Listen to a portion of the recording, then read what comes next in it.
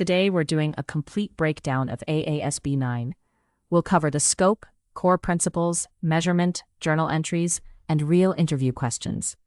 Whether you're studying AASB, prepping for a Big Four interview, or working in finance, this is everything you need to know. Before AASB 9, financial institutions could underestimate credit losses, risking stability. Imagine a bank reporting only $10 million in expected losses, when reality was $100 million. AASB 9 changed this with a forward-looking approach.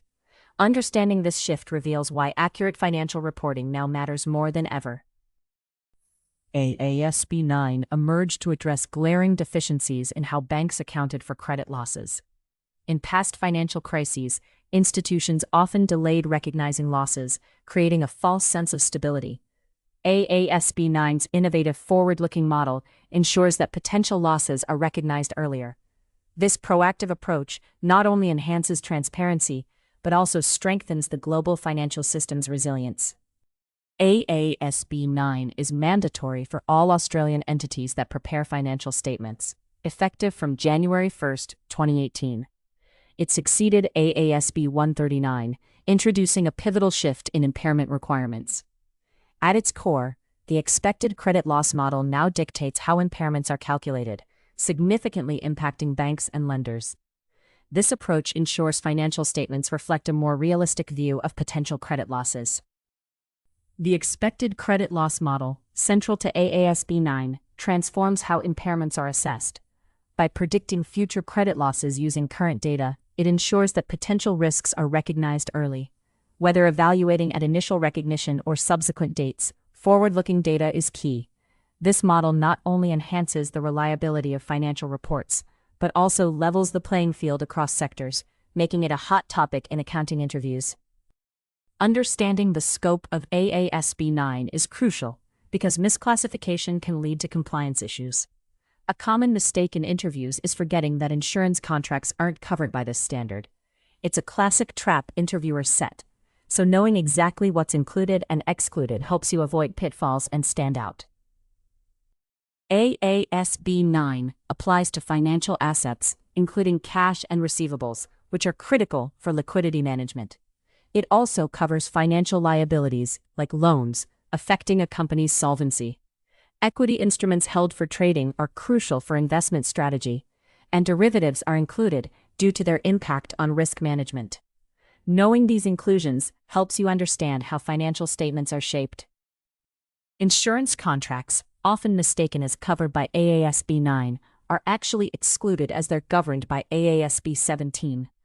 Leases, addressed by AASB 16, and certain non-financial assets like property or equipment, under AASB 116, are also out of scope. Additionally, contracts for future sales or purchases of non-financial items are excluded unless they involve cash settlement. Being aware of these exclusions prevents costly misinterpretations. Financial instruments are contracts that result in a financial asset for one entity and a liability or equity instrument for another. Take bonds. They are assets to investors and liabilities to issuers. Derivatives like options create rights or obligations based on future events. Knowing these definitions is key to accurately recognizing and measuring financial positions, impacting how financial statements are interpreted and used. Expected credit loss is a forward-looking model that evaluates potential credit losses by considering the probability of default across various scenarios. Unlike incurred loss models, it anticipates future defaults. For instance, banks use it to adjust loan provisions by assessing potential defaults over the loan's life. This enhances the accuracy of credit risk assessments, improving both financial reporting and risk management strategies. Consider these scope edge cases. Does AASB 9 cover a company buying non-financial assets on credit? What about a lease agreement containing financial components? Is an insurance premium receivable included? Or are commodity contracts settled in cash within scope? These scenarios often trip candidates up in interviews. Understanding when AASB 9 applies ensures clarity and precision in financial reporting, which is crucial for compliance and avoiding costly errors. Imagine a bank lending $500 million annually without knowing potential losses.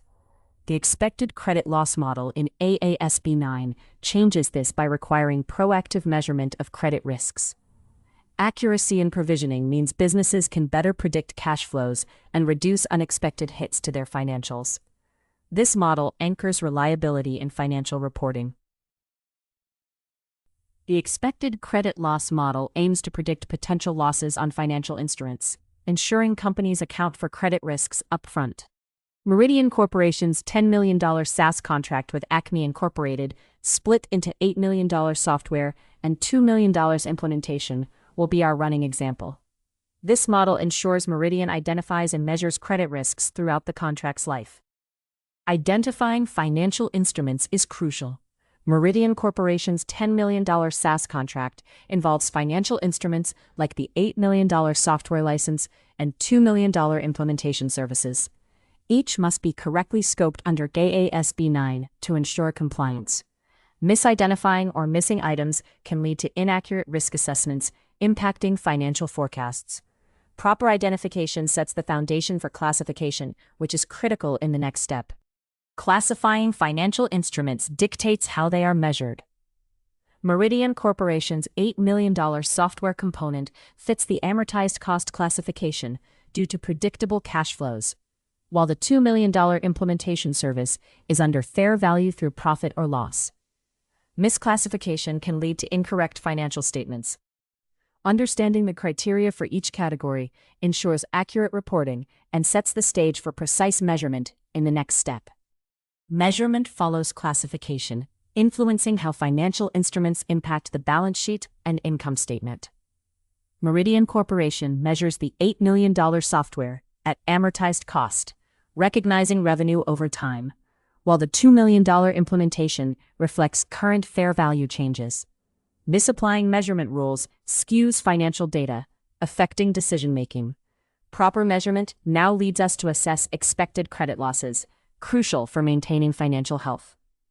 Assessing expected credit losses ensures that companies like Meridian Corporation anticipate potential defaults. For the $8 million software, they predict losses using historical and forward-looking data. Underestimating these losses can lead to significant financial shortfalls. Proper assessment aligns provisions with actual risk, preparing us to recognize and measure impairment losses, solidifying financial resilience. Recognizing impairment losses finalizes the credit loss model. Meridian Corporation records a $500,000 impairment on the $8 million software, ensuring actual risks are reflected in financial statements. Regularly updating these estimates keeps information relevant and reliable. This step completes the circle, reinforcing the importance of accurate loss provisioning for robust financial reporting. The measurement method you choose directly impacts your balance sheet. A wrong choice can overstate assets by millions. AASB 9 offers specific guidance. Choosing fair value or amortized cost isn't just about numbers. It affects company valuation. Disclosures reveal your financial strategy, ensuring investors see your risk management and asset valuation clearly. Understanding when and how to recognize financial instruments is crucial. AASB 9 mandates recognition when the entity becomes a contractual party, typically on the transaction date. Initially, measure at fair value, adding transaction costs, unless through profit or loss. Consider contracts with significant financing for fair value adjustments. For items under $1,000, materiality considerations allow exclusion to focus on impactful assets. Subsequent measurement under AASB 9 depends on business model and cash flow characteristics. Financial assets are categorized into amortized cost, fair value through OCI, or fair value through profit and loss. Remeasurement occurs with shifts in credit risk, business models, or cash flows. Amortized cost assets adjust for effective interest and impairments, while fair value assets align with market fluctuations. Equity investments typically stay at fair value through OCI unless designated for trading. Clear presentation in financial statements enhances transparency. On the balance sheet, financial assets divide into current and non-current categories, reflecting liquidity. In the profit and loss statement, gains or losses on these assets are classified as income or expense according to their classification. Notes provide a detailed breakdown of the measurement bases and classification criteria, ensuring stakeholders understand the business model and cash flow characteristics guiding these choices. AASB 9 mandates several key disclosures. Fair value hierarchy levels provide transparency about valuation techniques and assumptions. Disclosing risks from financial instruments is crucial. Investors need to understand potential volatility. Reconciliation of opening and closing balances offers a clear view of how financial assets change over time. Finally, sharing credit risk management strategies reassures investors about the company's proactive risk mitigation efforts. Consider a CFO managing a $5 million bond initially recognized at amortized cost. A change in market interest rates prompts a review. Meanwhile, an equity investment valued at $2 million is revalued to $2.5 million through OCI, capturing market gains.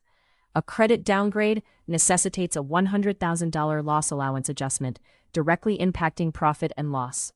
Disclosures classify the bond as Level 2 and the equity investment as Level 1 in the fair value hierarchy. Meridian Corporation, a global manufacturing company, embarks on a financial journey by acquiring $1,200,000 in corporate bonds. Each step of this transaction, from initial recognition to maturity, unfolds under AASB 9. See how these financial instruments impact Meridian's balance sheet and income statement. Meridian acquires bonds, recording them at amortized cost as per AASB 9. This entry captures the purchase cost, impacting the financial asset section of the balance sheet. The cash outflow is balanced by the asset acquisition, demonstrating an investment decision reflecting the company's strategic financial planning objectives. Accruing $30,000 as interest income aligns with AASB 9's requirements on recognizing interest revenue using the effective interest method. This entry reveals the periodic earnings from Meridian's bond investment, bolstering the income statement while ensuring that interest receivable is accurately reflected on the balance sheet. Receiving $30,000 in interest solidifies prior accruals, converting receivables into liquid cash. The transaction reflects the effective capture of cash flows from bond investments, marking a successful income realization. This cash inflow aids Meridian's liquidity, reinforcing the alignment of financial reporting and cash management under AASB 9. Amortizing the bond premium by $5,000 adjusts the carrying amount of the financial asset. This reflects the bond's gradual premium reduction over its term. Such adjustments ensure the financial statements accurately portray the bond's amortized cost, maintaining compliance with AASB 9's effective interest rate framework. A $10,000 impairment loss addresses potential credit defaults, aligning with AASB 9's forward-looking approach. This entry reduces the asset's carrying value, impacting the income statement. Recognizing possible losses ensures Meridian's financial reports portray realistic asset values, enhancing risk assessment and management. Improved credit conditions prompt a $5,000 reversal of previously recognized impairments. This entry restores part of the bond's carrying value, reflecting better financial asset outlooks. AASB 9 allows such reversals, ensuring that financial statements adapt to changing credit environments, accurately conveying asset quality. Selling bonds for $1,210,000 concludes Meridian's investment, realizing a $20,000 gain. The disposal entry reduces financial assets while recording gains on the income statement. AASB 9 governs such transactions, demonstrating how strategic asset management and market movements affect overall financial performance. Every Big Four and investment bank interview on AASB 9 follows a pattern. Here are the 10 questions that come up again and again, with answers that will make your interviewer nod. AASB 9 is the Australian standard for financial instruments. It replaces AASB 139, mainly to provide clearer guidance on classification, measurement, and impairment. The key change is the shift to an expected credit loss model. Many candidates confuse this with incurred losses. Remember, AASB 9 promotes forward-looking provisions. Grasping this is crucial for accurate financial reporting. AASB 9 classifies financial instruments into 3 categories: amortized cost, fair value through other comprehensive income, FVOCI, and fair value through profit or loss, FVTPL. These replace the more complex AASB 139 categories. A common trap is confusing these with old categories. Remember, FVOCI includes changes in fair value reported in OCI, not profit and loss. Indian Accounting Standard and International Financial Reporting Standards largely align, but there are subtle differences. For instance, Indian Accounting Standard 109 allows reclassification for non-business model changes, unlike International Financial Reporting Standards 9. Many miss this nuance. Understanding these distinctions ensures compliance across jurisdictions. Always verify business model consistency before reclassification under Indian Accounting Standard.